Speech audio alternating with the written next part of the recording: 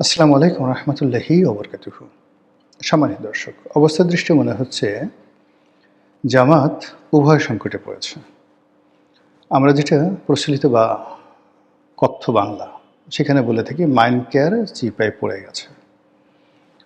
আরও স্পষ্টভাবে যদি আপনি কথ্য ভাষায় প্রয়োগ করেন তাহলে আপনি বলতে পারেন যে জামাত ফাটা বাঁশে আটকা পড়ে গেছে। অনেকে ফাটা বাঁশে কীভাবে আটকা পড়ে, কোন অঙ্গ প্রত্যঙ্গ আটকা পড়ে সেটা তারা বলতে পারেন, কিন্তু এই দুটো শব্দ আমাদের দেশে খুবই জনপ্রিয়।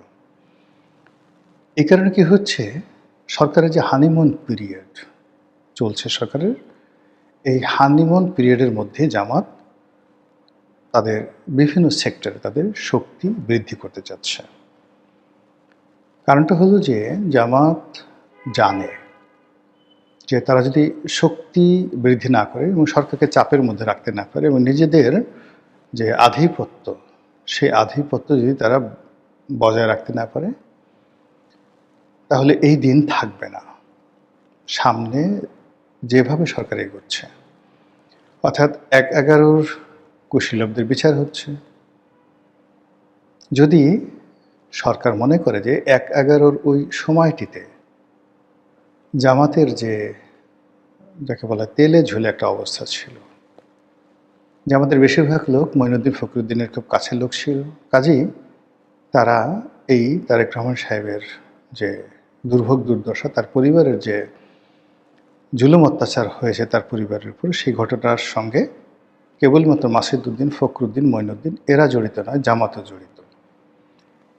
তো মানুষ হয় যে কোনো একটা কাজ করতে করতে মানুষ বাড়তে থাকে। সরকার যে কাজগুলো শুরু করেছে সেই কাজগুলো কমার কোনো সম্ভাবনা, এগুলো বাড়তে থাকবে। তারা ১/১১ যারা কুশীলব তাদেরকে ধরছে। ১/১১ পরবর্তী ইলেকশন কমিশনে যে সকল ফরজারি হয়েছে, যে সকল ইলেকশন কমিশনার যারা বিএনপির অফিসে তালা ভাঙতে গেছে তাদেরকে ধরেছে বা ধরবে। তারপর ওই ২০০৮ সালের নির্বাচনে যারা ইলেকশন ম্যানিপুলেট করেছে তাদেরকে ধরবে এবং এইভাবে তারা আগাতে আগাতে তাদের যে এগুনোর যে ইনস্ট্রুমেন্টগুলো, মেশিনারিজগুলো রয়েছে, এগুলো যে তারা জামাতের দিকে প্রসারিত করবেন এই গ্যারান্টি জামাতকে কে দেবে? এই গেল এক। ২ নম্বর হলো যে সেই ২০২১ সন থেকেই বা ২০২০ সন থেকেই জামাতের সঙ্গে বিএনপির দূরত্ব তৈরি হচ্ছে প্রকাশ্যে। আর ২০১৬-১৭ সন থেকেই জামাতের সঙ্গে বিএনপির পরোক্ষভাবে দূরত্ব তৈরি হয়, যদিও ২০১৮ সালে তারা একত্রে নির্বাচন করেছে জোটগতভাবে, কিন্তু আলটিমেটলি কেউ কাউকে বিশ্বাস করছিল না, কেউ কাউকে শ্রদ্ধা করছিল না। ওই সময়টাতে জামাতের নেতৃত্বে এলডিপি, কর্নেল ওলি, তারপর বি চৌধুরী থেকে শুরু করে আরও অনেকেই দেখা গেল তারা একটা ভিন্ন সমঝোতায় পৌঁছে গিয়েছিল। এবং ২০১৮ সালের নির্বাচনে আওয়ামী লীগের হাতে ধরা খাওয়ার পর বিএনপির সঙ্গে জামাতের যে সম্পর্ক, এলডিপির সাথে সম্পর্ক, এমনকি আন্দালিব রহমান পার্থর সাথে যে সম্পর্ক, এটিও নষ্ট হয়ে যায়। আপনারা জানেন যে আন্দালিব রহমান পার্থ, তার যে বিজেপি ছোট দল, কিন্তু তারপরেও সে কিন্তু তারেক রহমান সাহেবের সাথে চ্যালেঞ্জ দিয়ে বিএনপি জোট থেকে বের হয়ে গিয়েছিল। কেন বের হয়ে গিয়েছিল? সে তখন তার দাবি ছিল যে এই নির্বাচনে আমরা অংশগ্রহণ করেছি, আমাদের সাথে চিটিং করা হয়েছে, এই নির্বাচনের যে ফলাফল অবৈধ, এই ফলাফল মেনে কেন বিএনপির যারা সংসদ সদস্য তারা শপথ নিলেন এবং তারা গেলেন, এই অভিযোগ তুলে তিনি সেখান থেকে চলে গেছেন।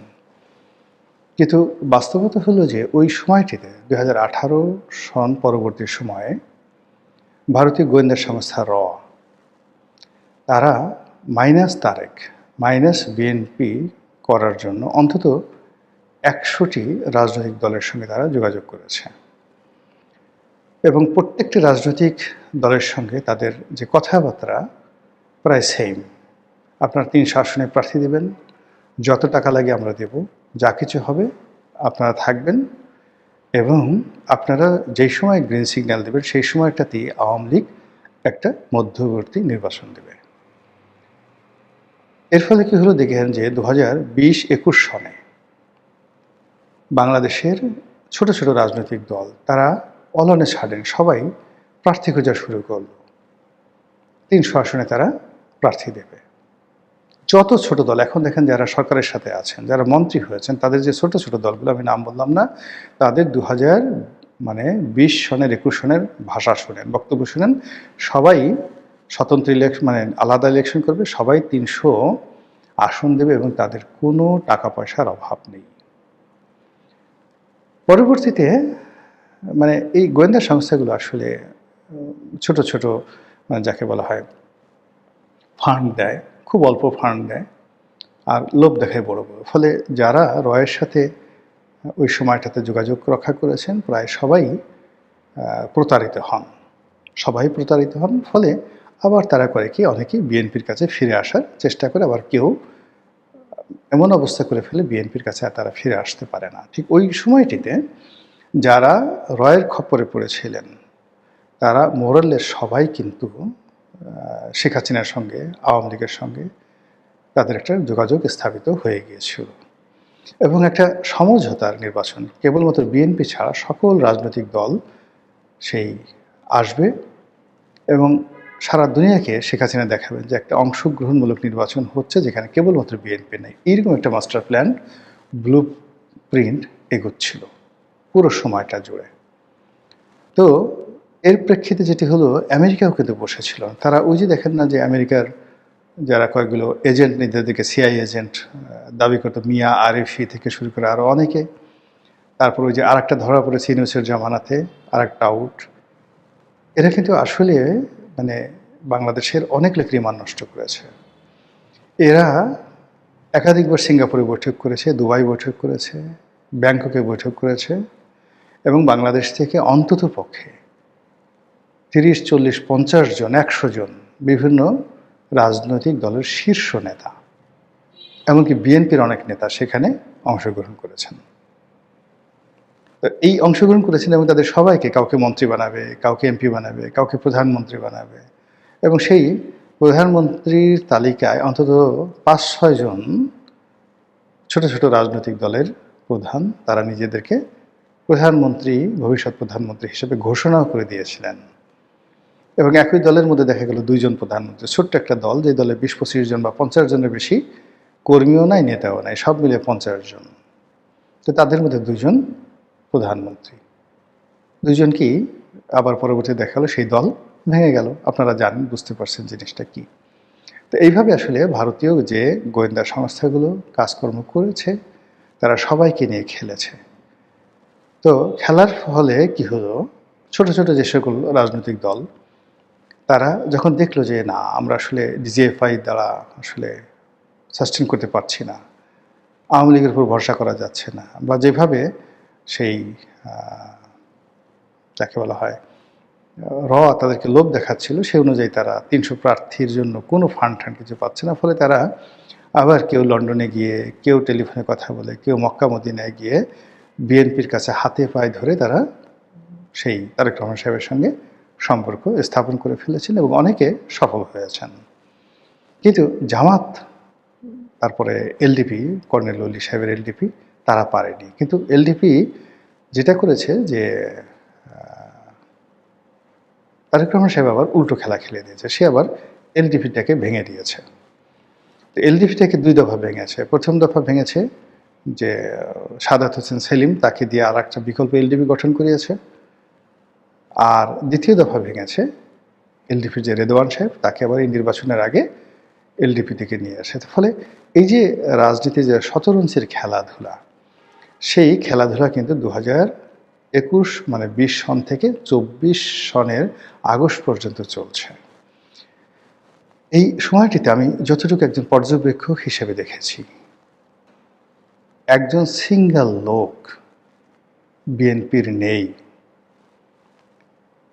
যে কিনা প্রথম থেকে শেষ পর্যন্ত, অর্থাৎ 2006 থেকে শেষ পর্যন্ত ব্যক্তিগতভাবে সৎ থেকে দলের প্রতি অনুগত থেকে তারেক রহমান সাহেবকে ভালোবেসে তার সঙ্গে কারো এজেন্ট না হয়ে যোগাযোগ করেছেন, তার সঙ্গে থেকেছেন। সবাই দ্বৈত, ত্রয়ী, চতুর্মুখী সম্পর্ক মেনটেন করে দলের ভিতরে বাইরে জোটের মধ্যে থেকে আজ এই যে একটা সরকার চলছে, সেই সরকার আমার কাছে ব্যক্তিগতভাবে মনে হচ্ছে, আমার যদি সামর্থ্য থাকতো পৃথিবীর সমস্ত সম্পদের বিনিময়ে হলেও আমি এই সরকারের কেন্দ্রে তারেক রহমান সাহেব বসতে যে সাহস পেয়েছেন, এই সাহস আমার হতো না। তিনি নেতা মানুষ, তার সাহস অনেক বেশি, শক্তি বেশি। কিন্তু আমি যেটা দিব্য দৃষ্টিতে 2018 সন থেকে এখন পর্যন্ত দেখে আসছি, ক্ষমতার ভিতরে বাইরে সবাইকেই কাছাকাছি দেখেছি, তাদের কথাবার্তা শুনেছি। তো কাজেই এরকম একটা সাজানো যে একটা জায়গা, সেখানে আমি অন্তত বসতে সাহস পেতাম না। তো আমি যেভাবে জানি, তারেক রহমান সাহেব জানেন, ভারত জানে, জামাতও জানে যে রাজনীতির পরবর্তী কোর্স অফ অ্যাকশন কী হতে যাচ্ছে। সেই অর্থে বিএনপি সর্বোচ্চ চেষ্টা করবে তাদের শক্তিমত্তা অর্জন করার জন্য, জামাতকে নির্বিষ করার জন্য। এবং জামাত সেই 2018 নয়, 2016 সন থেকে তাদের সঙ্গে যে কর্মকাণ্ডগুলো করেছে, তার প্রতিটি জিনিস পাই পাই করে তাদের কাছ থেকে আদায় করার জন্য। জামাত এটা জানে। জামাত এটা জানার কারণে কি করছে, জামাত গত 17 মাসে প্রাণান্ত চেষ্টা করেছিল যে কোনো মূল্যে তারা ক্ষমতায় আসবে। জান্নাতের টিকিট বিক্রি করা হোক, আমেরিকার বন্ধু হয়ে হোক, ভারতের বন্ধু হয়ে হোক, ডক্টর মোহাম্মদ ইউনূসকে এম্পাওয়ার্ড করে হোক, তারা বিএনপিকে দ্বিতীয় বা তৃতীয় রাজনৈতিক শক্তি হিসেবে রেখে তারা ক্ষমতার সেই এনসিপিকে দরকার হলে নাহিদকে প্রধানমন্ত্রী তারা বানাতে রাজি ছিল। নিজেরা বিরোধী দল হওয়ার, মানে দ্বিতীয় বৃহত্তম বিরোধী দল, মানে প্রথম বিরোধী দল আর দ্বিতীয় বৃহত্তম বিরোধী দল বিএনপিকে বানানোর জন্য তাদের চেষ্টা ছিল। অথবা তারা ক্ষমতায় আসবে, দ্বিতীয় বৃহত্তম দল হবে এনসিপি, তৃতীয় হবে বিএনপি, আর সর্বশেষ তারা চেষ্টা করেছিল বিএনপি, মানে এই নির্বাচনের আগে আগে তারা ক্ষমতায় যাবে, যে কোনো মূল্যে ক্ষমতায় যাবে, আর বিএনপি হবে প্রধান বিরোধী দল। তো নির্বাচনের পর তাদের সব প্রকল্প দেখা গেল যে ভেস্তে গেছে। বরং গত 17 মাসে তারা যে সকল কাজ করেছে পর্দার আড়ালে এবং পর্দার সম্মুখে, গোপন এবং প্রকাশ্যে, এই কাজগুলো বিএনপি মাইন্ড করেছে।